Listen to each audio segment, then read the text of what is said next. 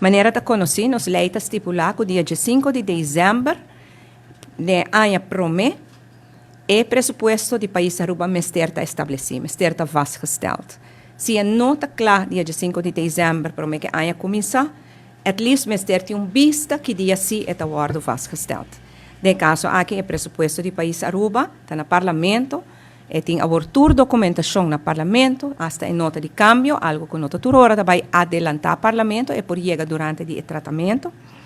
Tudo coisa no parlamento, pero o parlamento não fija uma fecha ainda para o tratar. Basari Basaki, CAFT manda uma carta de aviso para o parlamento e para o governo para pedir atenção para tratar o pressuposto aqui, lihe. Prometo 31 de março. Como que não há um contexto de parlamento, não há escalar essa aqui na Rijksministeriat e lamentavelmente a agenda estava a carta aqui de CAFT, den qual Rijksministeriat mister aduna uma instrução e ora na Aruba para percurar, para tratar o pressuposto para o 31 de março.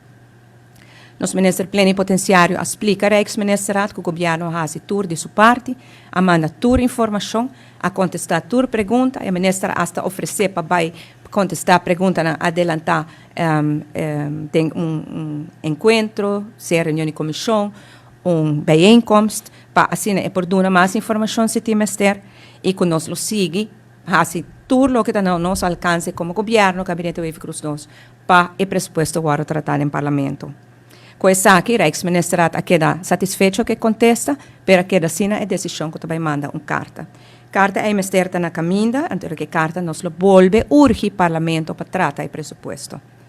O pressuposto 2025, maneira que está no parlamento, se é aprovado o e nota um pressuposto que também estroba o governo novo. Para sobre de nos manejo financeiro, nós temos em conta acaba que 2025 lotava até um ano para um governo novo vai fija, devido à eleição na dezembro. Pois, bueno, propõe manejo de governo bio dentro do pressuposto aqui. Pois o pressuposto tem o básico que o governo tem que ter para por seguir funcionar, seguir dando o serviço não básico. Se isso não passa, nós põe full operação de governo em peligro, para sobre nós por usa agora que não parte do pressuposto, para estar limitando a quarto do pressuposto de ano passado.